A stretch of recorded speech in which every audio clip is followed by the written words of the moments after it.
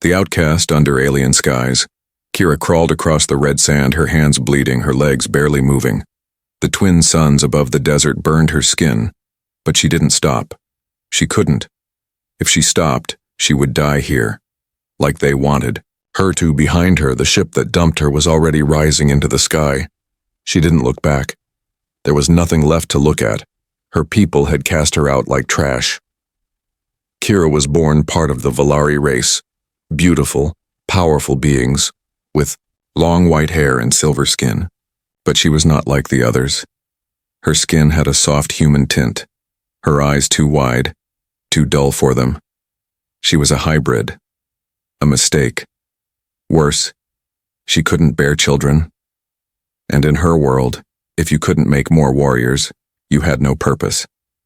So, they dropped her on the surface of Carno 6, a dead planet filled with storms, broken rocks, and ancient bones. She was not the first to be left here, but she might be the last. Hours passed. Her body gave up before her mind did. She collapsed beside a jagged boulder, too weak to cry. The red dust covered her like a shroud. High above, a human ship cruised the lower atmosphere. Searching for salvage, the pilot leaned forward, checking his scanner. "Hold on," he said. Reed Carson tapped the screen again. A faint pulse. Movement. Not metal. Not wreckage. A life form. He adjusted the camera. On the screen, something small and broken was dragging itself across the sand. Reed frowned. "Is that a person?" He zoomed in. Not human. Humanoid, but not human. His co-pilot laughed. "Forget it, man. Probably bait. Or trash from one of those pureblood ships." Reed didn't answer. He kept watching. The creature was trying to stand, slipping again. Her arms shook, her back arched in pain. Something about her wouldn't let him look away. "Open bay door," Reed said. "You serious?" "I'm going down." 10 minutes later, his shuttle touched the cracked surface of Carno 6. Hot wind blew against the hull. Reed grabbed a med kit and stepped outside. He found her behind a rock, curled up, eyes closed. She was barely breathing. Reed knelt beside her. "Hey," he said, gently. "Can you hear me?" She didn't move. He touched her shoulder. She flinched and gasped, eyes flying open. Her lips parted, but no words came out. Only fear. "It's okay," Reed said. "You're safe. I'm not going to hurt you." Her silver eyes blinked at him. Then she tried to crawl away. Her fingers dug into the sand. But she had no strength left. Reed stepped in front of her.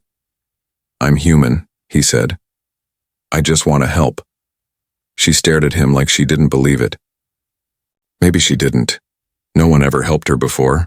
Her lips trembled. "Why?" Reed paused. That one word hit him harder than any scream. Why? He didn't have a good answer. Only that no one deserved to die like this. He reached into his pack and pulled out a water pack. He handed it to her. Kira looked at it, confused. "Drink," he said. She took it slowly as if it might vanish. Then she drank. Too fast. She choked. Reed helped her lean back. She coughed and wiped her mouth with a shaking hand. "What's your name?" he asked. She looked down. "Kyra." "Okay, Kira. I'm Reed." He smiled. It was the first smile anyone had ever given her. Behind them, the ship beeped. His AI spoke in a cold voice. "Warning, unknown life form detected. Bringing alien on board violates Federation Code 7 Delta. Criminal penalty, imprisonment, or license suspension." Reed ignored it. "Come on," he said, lifting Kira gently. "Let's get you out of here." She gasped as he picked her up. Her body tensed. She expected pain. She expected him to drop her, but he didn't. His arms were warm, strong, real. She looked up at his face.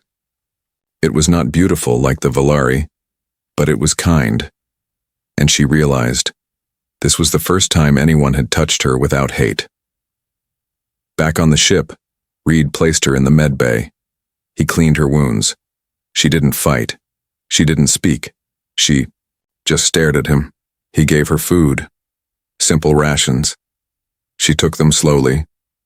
That night, as the ship flew away from Carno 6, Kira lay in a soft bed for the first time. Her body still ached. But something deeper had changed. She wasn't dead. She wasn't alone. And for the first time in her life, someone looked at her and didn't see trash. He saw a person, maybe even more than that.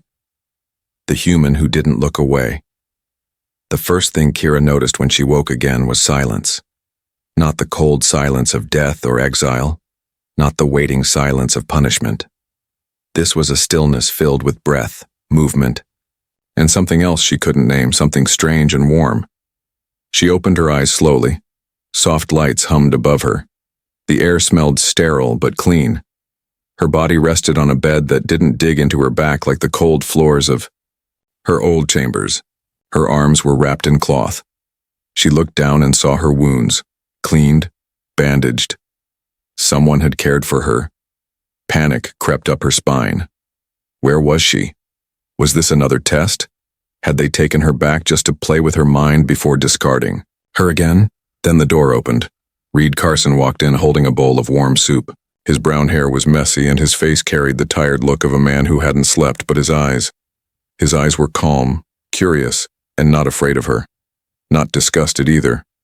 That was rare. Kira froze. Every instinct from her training told her to flinch, to lower her gaze, to prepare for pain. But nothing came. "Hey," Reed said, setting the bowl on a tray.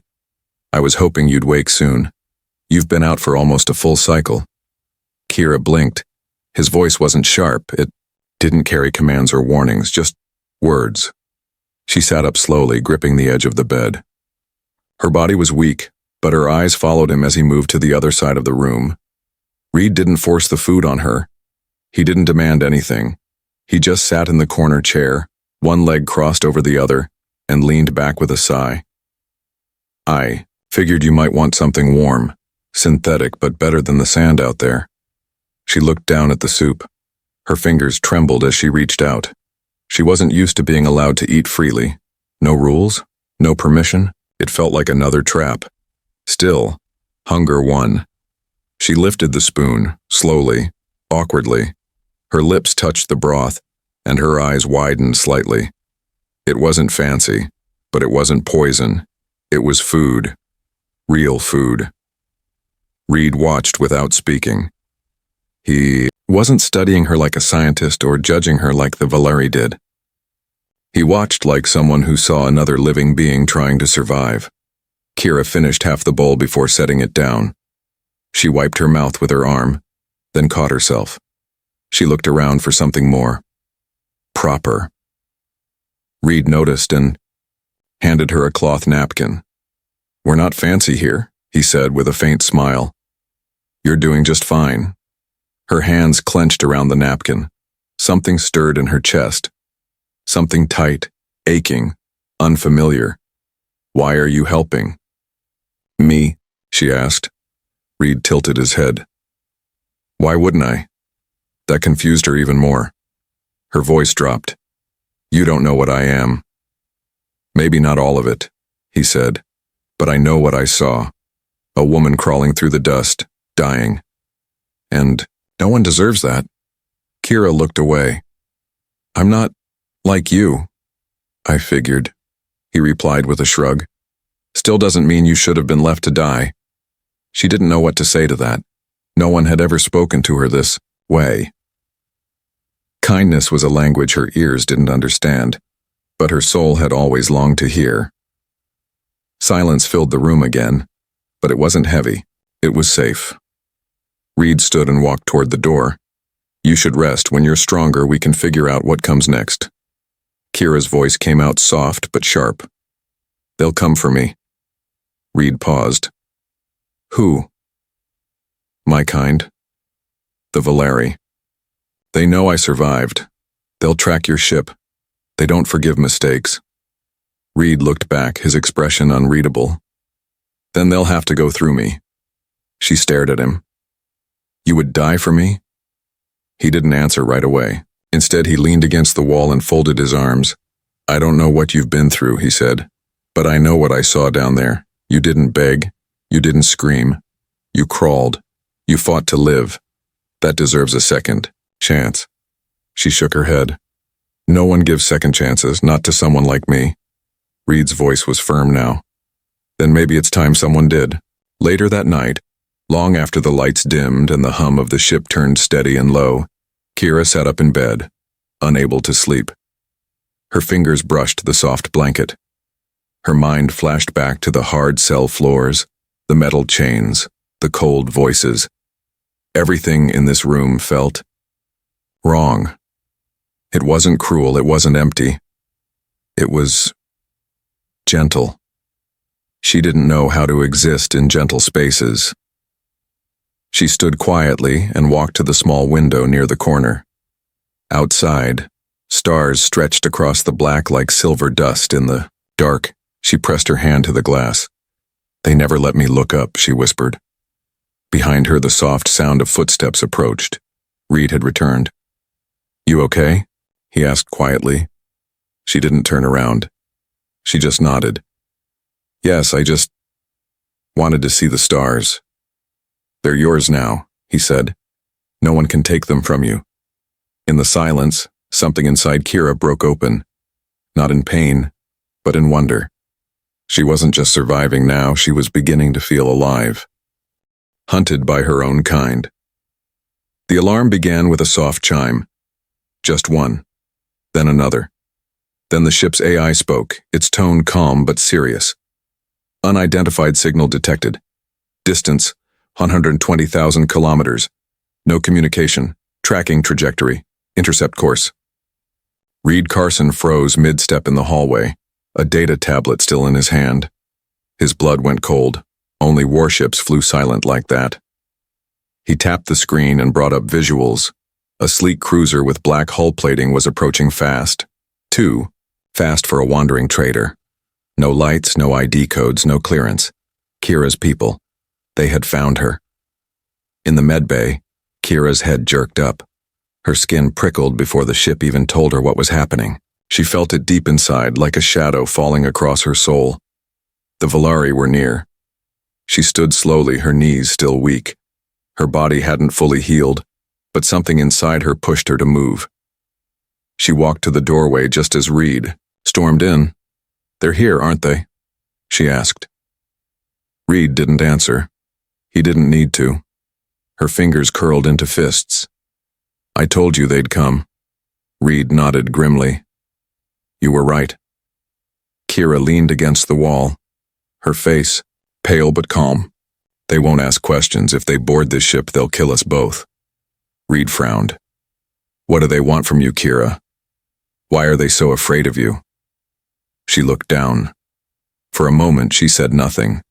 Then she whispered, because I wasn't supposed to live. Reed brought her to the command deck. The stars outside shimmered as the cruiser closed in. He activated stealth protocols, turned off exterior lights, and reduced their heat signature. Evasive mode activated, the AI said. Engine temperature dropping. Shields at silent standby. Kira sat in the co-pilot seat, staring at the ship chasing them. They know how to find me, she said softly. I can feel them. You're not wearing a tracker, Reed replied. I checked. She looked at him, guilt in her eyes. It's not a tracker. It's deeper. Reed raised an eyebrow. How deep? Kira took a long breath. In my blood. They put something inside me when I was a child. They said it was for monitoring my development, but it wasn't just for that. It's a recall beacon. Only activates if I leave their territory. They built it into my DNA. Reed stared at her, stunned. Your DNA? She nodded. It pulses through subspace, a living signal. Reed cursed under his breath and started tapping commands. We need to get that out of you. You can't, she said. If you try, it might kill me. Silence. Outside, the black cruiser loomed closer. Its long body glided through the void like a predator stalking prey. No hails, no warning shots, just hunger in the dark. Reed leaned forward. Then we outrun them. The ship jumped into light space, just barely ahead of the cruiser's lock-on range. Kira clung to her seat as the stars stretched into lines of fire. Her chest hurt from the sudden movement, but it was better than the pain she remembered from back then. The moment they told her she'd never be a mother. The moment they took away her name and called her a failed vessel. In their eyes, she wasn't a person. She was a shell that couldn't produce new life, a machine that malfunctioned. They had trained her to be silent, obedient, and cold. But inside she had always burned for something more, and now that flame made her dangerous. In the ship's core maintenance room, Reed dug through old medkits, pulling out forbidden tech, a pulse disruptor, an ion cloak, things he wasn't supposed to have anymore, not since he lost his last crew. Kira watched him from the doorway. "You've fought before," she said. Reed didn't look up. "Long ago. Why did you stop?" He paused, then glanced at her. "Because one day I looked around and realized there was no one left I cared to fight for." Kira didn't speak. Her throat tightened. He turned back to the gear. "Until now." 3 hours later, their ship dropped out of light space near a quiet moon. A mining station sat dead in orbit, abandoned decades ago. Reed landed the ship in its shadow. Kira stepped out first, feeling the cold bite of space through the artificial gravity shell. The stars were dimmer here, scattered like faint dust. Reed followed her. "We'll mask our signal here for a while," he said. "Let them think we vanished." Kira walked slowly to the edge of the station's hull and looked down at the blue and silver moon below. "They won't give up," she said. "Not until I'm gone." Reed stood beside her. "Then we'll make sure they never find you." She looked at him, truly looked. "Why?" she asked again. "Why do you keep helping me?" Reed didn't smile this time. His voice was steady. "Because you're not broken," he said. "They tried to make you believe that. But I've seen broken, and I've seen survivors. You're something else." Her breath caught. In the quiet, she didn't feel hunted. She didn't feel weak. She felt seen, and in that moment she knew something she had never dared believe. She wasn't alone anymore. The truth in her blood. The hum of the ship was low, almost like a whisper under Kira's feet. After days of hiding in the shadow of the abandoned mining station, everything had grown quiet. Too quiet. Reed hadn't spoken much since they landed. Not because of fear, but because he was focused. Watching. Calculating. Something wasn't sitting right with him. And Kira was changing. It started subtly. Her hands, once shaky from weakness, now moved with strength and speed. Her skin, which had been pale and bruised, seemed to heal faster than it should, and sometimes, when she closed her eyes, she could feel something. A pulse. A hum beneath her skin, as if the ship wasn't the only thing whispering. She didn't tell Reed at first. She didn't want to scare him. Or worse, make him leave. But the changes were getting stronger. That morning, she stood in front of the mirror in the med bay. Her eyes, once a soft gray, were now rimmed with faint gold, not glowing, just touched. Her pupils had narrowed slightly. Like a predator's, she reached up and touched her temple. Nothing felt wrong. But deep inside something stirred, something ancient. When Reed came in, she quickly turned away. "Everything okay?" he asked. She nodded. Yes. He didn't believe her. He never pushed. But he watched. Always watched. Later, that day Reed brought a portable scanner into the med bay. He didn't say much, just pointed at the chair. Kira hesitated. "I just want to make sure your system's stable," he said gently. "I'm not here to dig into your past." Kira sat. She didn't look at him. She didn't need to. She knew what he'd find. The scanner hummed to life, passing its soft blue light over her body. It stopped at her chest, beeped once, then twice. Then a high-pitched tone filled the air. Reed frowned. "That's not a tracker." Kira's heart sank. "I told you, it's in my blood." "No," Reed said, eyes narrowing. "This isn't a beacon. It's data. There's something encoded. In you. He turned the scanner around. On the screen, strange symbols rotated in a glowing spiral. Not just genetic markers, these were patterns, languages, coordinates, layers of encryption woven into her DNA strands. It's not a signal, Reed murmured. It's a message. Kira's breath caught. What kind of message? Reed looked up slowly. One that wasn't meant to be found. For hours they sat together in silence, staring at the data. Reed patched it through the ship's AI for analysis. The AI hesitated. Too long. Even it struggled to process what it was seeing. Genetic sequence contains forbidden code structures. Tesseract layer encryption. Origin pre-Union Empire. Estimated creation over 11,000 cycles ago. Kira's hands trembled. That's impossible. Reed looked at her, eyes sharp. What are you, Kira? She stood. Her breath was heavy. Now? I don't know, she whispered. They never told me. Only that I failed. That I wasn't enough. Reed stepped forward. They didn't cast you out because you were broken. They were afraid of what you might become. Kira turned away, pacing. I always knew something was wrong. Or different. I could feel things, sense thoughts before they were spoken. I thought it was just training, or punishment. But maybe... She paused, her hands clenching. Maybe I was never just a hybrid. Reed crossed his arms. What if you're more than that? She looked at him, panic flashing in her golden-tinged eyes. More means dangerous. He shook his head. No, it means powerful. She didn't answer, but something inside her whispered again, louder now. Not words, just direction. A pull, like gravity in her chest. She staggered backward, gripping the wall. I can see it, she gasped. I can feel something waking up. Reed caught her before she collapsed. Tell me what's happening. Kira looked up at him, her face pale, lips trembling.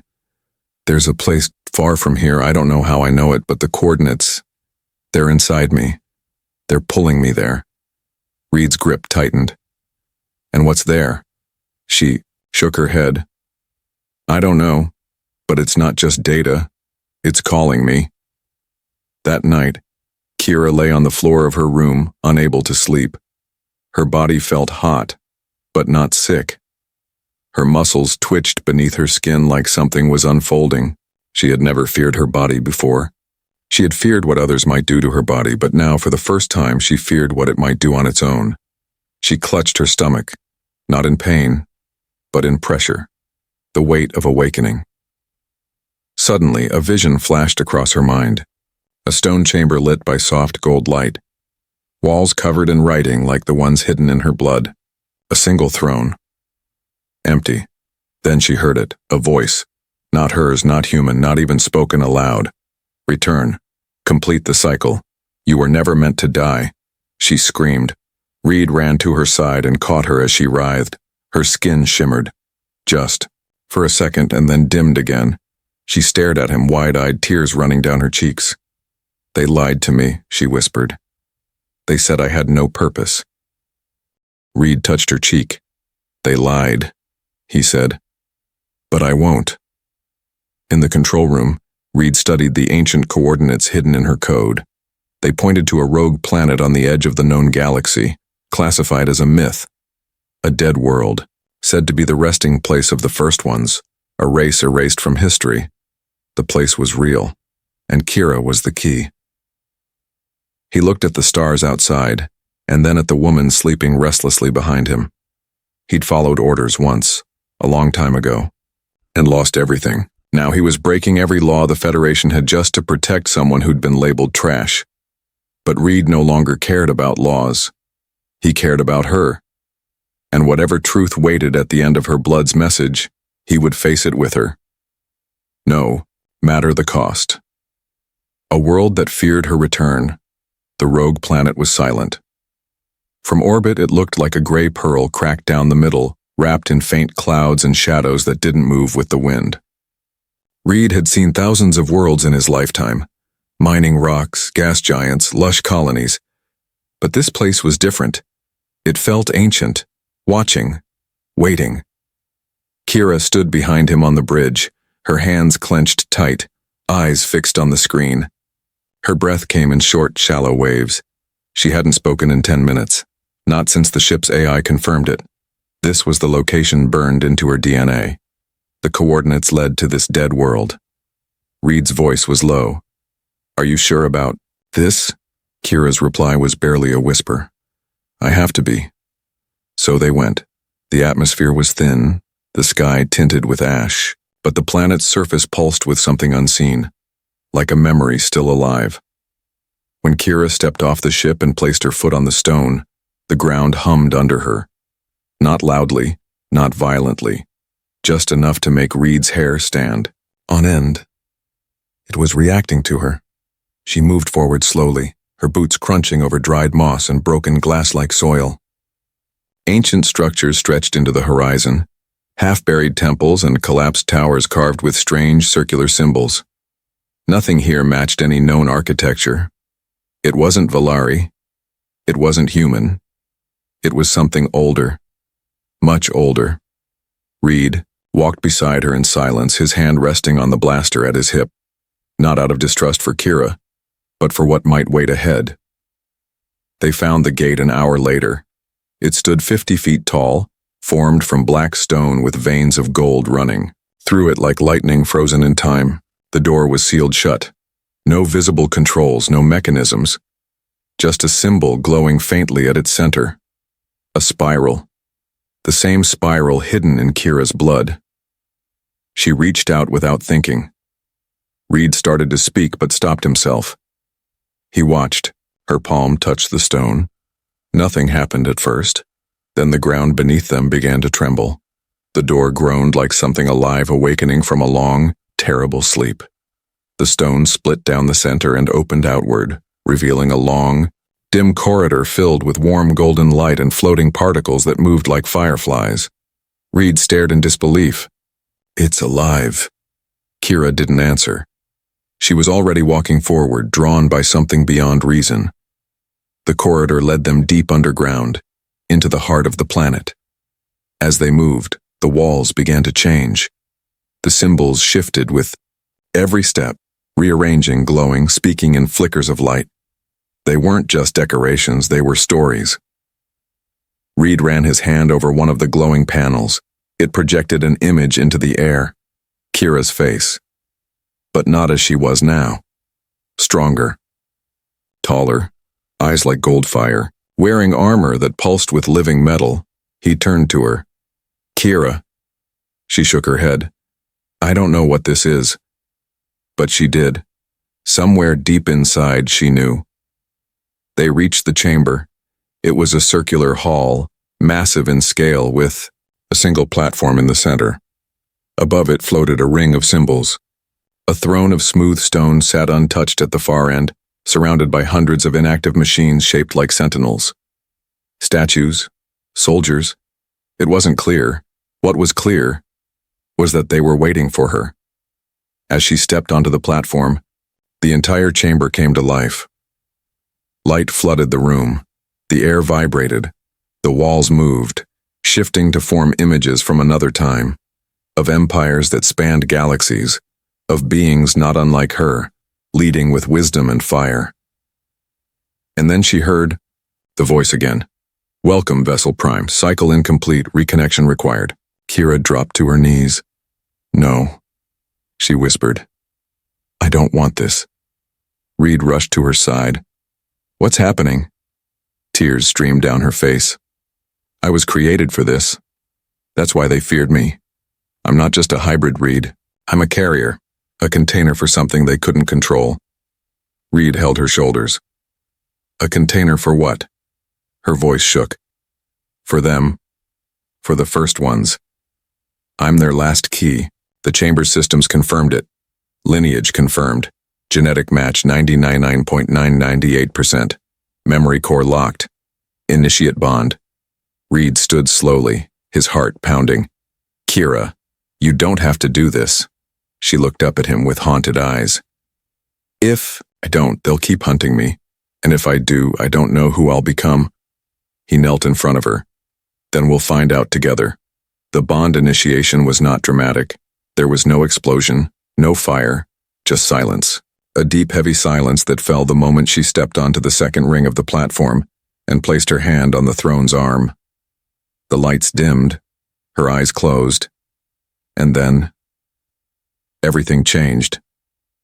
Kira rose slowly, eyes wide open now, glowing, fully gold. The light wasn't just in her eyes, it pulsed beneath her skin. Her voice echoed when she spoke, layered with another older tone. I remember. She looked around at the chamber, the machines, the stars she had never seen before. This place, it was never meant to rule. It was meant to warn. Reed stared, at her breathless. Warn who? Kira's face hardened. Us. All of us. The power inside me. It wasn't made for conquest. It was made to stop something. She stepped off the platform. The Valari destroyed the others like me because they thought I would bring war. But the truth is worse. Reed frowned. What truth? Kira turned to him. I wasn't designed to lead a new empire, Reed. I was designed to end one. Outside the chamber, the planet stirred. The machines that lined the ruins lifted their heads for the first time in 1,000 years. Above the clouds, storm systems began to swirl. Somewhere, far across the stars, the Valari picked up a signal long thought lost, one they buried under lies and death. She had returned, and the galaxy would never be the same. The choice that could end. Worlds the throne still hummed, even after. Kira stepped away. Even after the light faded from her eyes, the chamber pulsed with a rhythm that had not sounded in thousands of years. The machine stood still but aware, like watchers waiting for a command. The symbols carved into the walls no longer shifted. They waited too, and Kira stood in the center of it all. Not just as a woman who had been cast out. Not just as a survivor. Now, she was something more. Something terrifying. Reed watched her from the edge of the platform. He didn't speak right away. He wasn't sure he could. He had seen soldiers break under pressure, seen captains snap when too much power passed through their hands. But Kira, fragile, outcast Kira, stood taller now. Her back was straight. Her voice, when she finally spoke, was no longer a whisper. I can feel everything. Her fingers trembled at her sides, but not from fear, from restraint. I know what every machine in this hall can do. I know how to call fleets from the void, how to lock gravity around a sun and crack it open. I know how to silence a city in seconds. Reed swallowed. But you haven't done any of that. Kira turned slowly. Her gold-lit eyes softened when they met his. No, I haven't. She walked down the steps of the platform, the sound of her boots echoing across the chamber. Because I'm still me, Reed. Whatever they buried in my blood, whatever empire I came from, I still remember what it felt like to crawl through red dust, to be thrown away. That version of me is still alive. He stepped closer. Then, we hold on to her. You don't have to become what they feared. Kira nodded. I know. But her gaze shifted, not in doubt. In warning. They're coming.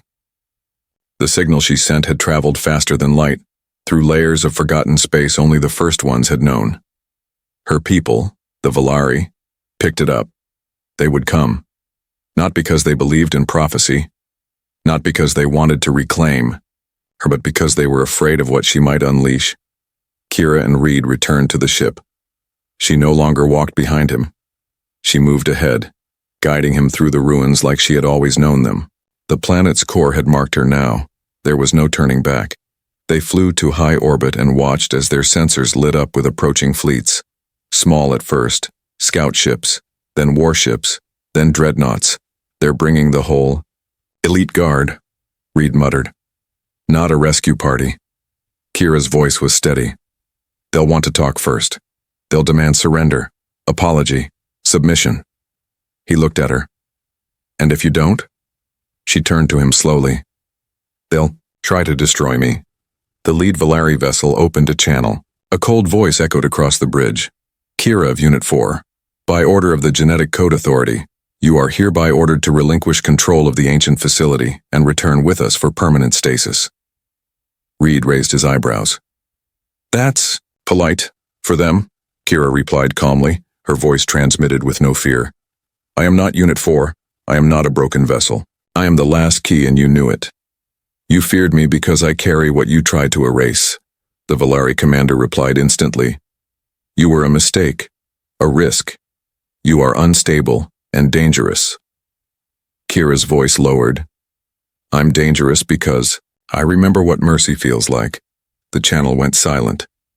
Then the Valari ships armed their weapons. Reed spun the ship and prepared evasive maneuvers. We can run. We know how. But Kira shook her head.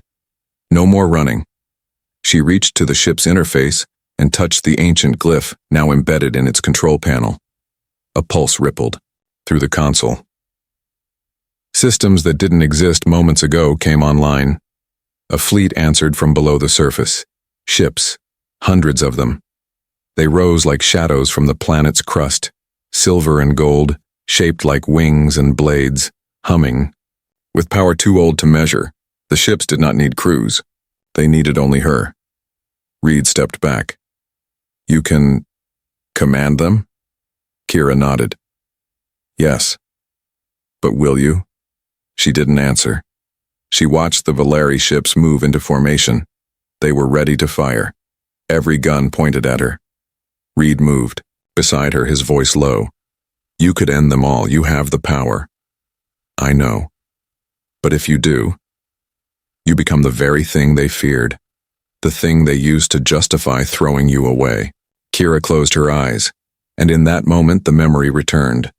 Not of battle or programming, but of the moment Reed found her, of dust in her mouth, of bleeding hands, of a stranger offering water instead of pain. Her voice broke. They wanted to use me as a weapon. Then they feared me as one.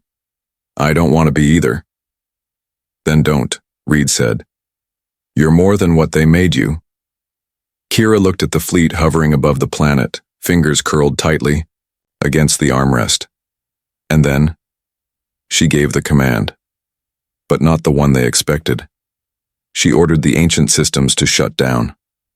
One by one, the ships below returned to their graves in the stone. The weapons dimmed. The lights vanished. The old empire, so close to waking, went quiet again. The Valari ships hesitated. Then, one by one, they began to fall back. Not in victory, in confusion, in fear. Because what they saw wasn't just a woman who chose mercy. It was a force they couldn't manipulate, couldn't predict, couldn't understand. Kira had walked into the heart of forgotten power and walked out still herself, unbroken. Reed stood beside her on the bridge watching the enemy. Retreat, you gave it all up, he said. Why? She turned to him. Because the galaxy doesn't need another ruler with fire in their hands. It needs someone who remembers what it feels like to be left behind. He nodded slowly. What will you do now? She looked down at her palms, still, glowing faintly. I'll find a place to start again, somewhere quiet, somewhere real. Reed smiled. Then let's find it together. The future. She never knew. She deserved. The stars were quiet again. Weeks had passed since Kira shut down the buried fleet, since the Valari ships turned and vanished into the dark. No war, no fire, no crown, just silence and choice. She had chosen peace. Now she stood on the edge of a new world. It wasn't grand. It didn't sing with ancient power or hum with technology beyond understanding. It was just a small green moon, orbiting a pale blue gas giant, far from any trade route, far from any signal. A forgotten place with soil underfoot, air soft with wind and skies painted with quiet. And for Kira, it was perfect. She had never known such stillness. Not in her childhood, raised under cold lights and colder voices. Not in the desert, where the suns punished her for failing a role she never asked for. Not even in space, where danger always moved behind every blinking star. But here, on this moon, she felt her chest rise and fall without fear. She felt her hands tremble, not from pain, but from not knowing what to do with peace. Reed had found a small structure, likely abandoned decades ago. It was half buried in vines and moss with broken doors and dusty panels. He cleared it out piece by piece, fixing what he could, building where he couldn't. Kira helped. At first, awkwardly. She didn't know how to build things. She only knew how to break them, how to survive them.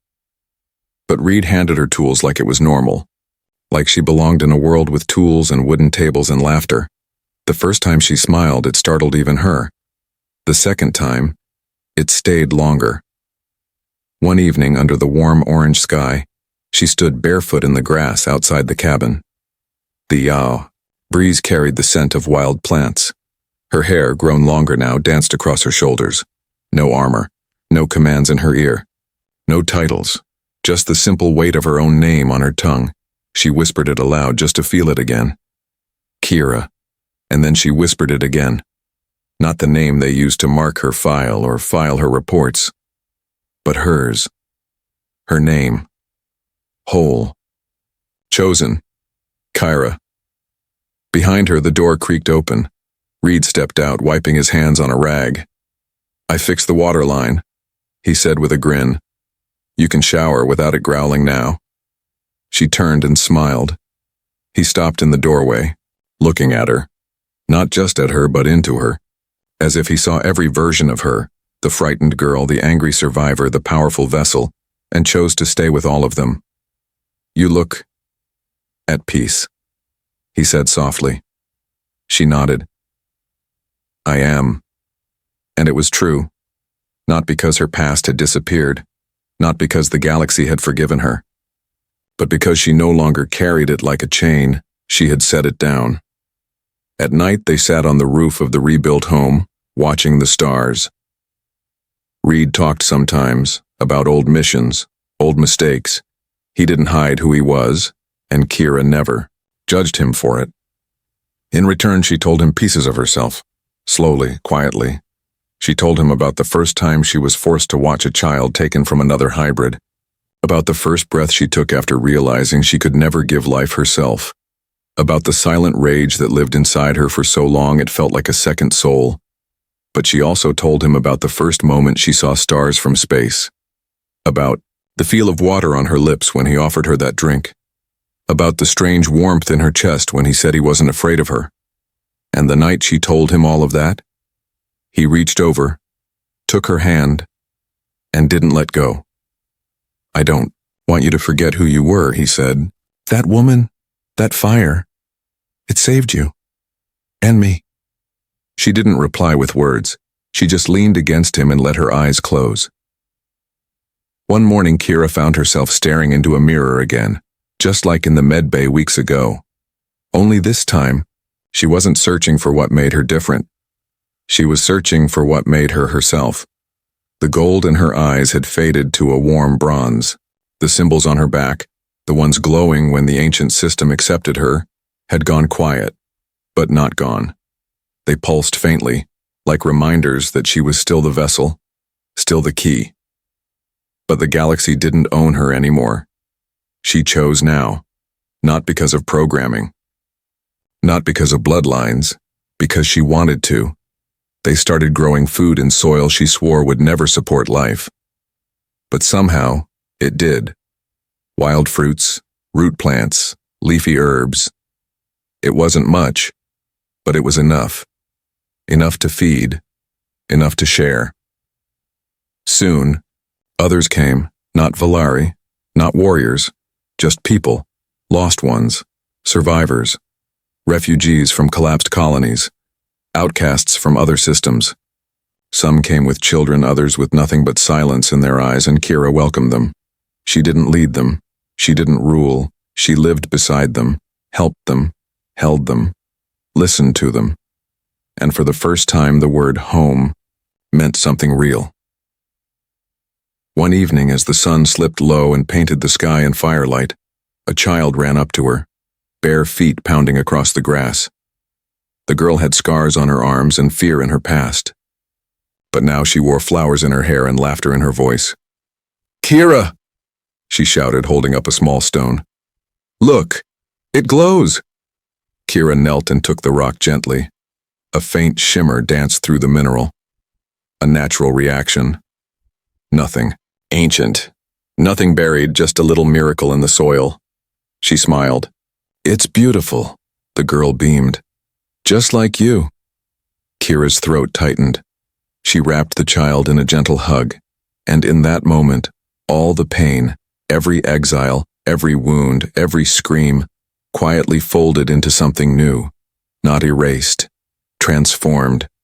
As night fell, Kira walked to the edge of a hill where Reed waited, his eyes watching the stars as they blinked into view. She stood beside him, silent for a while.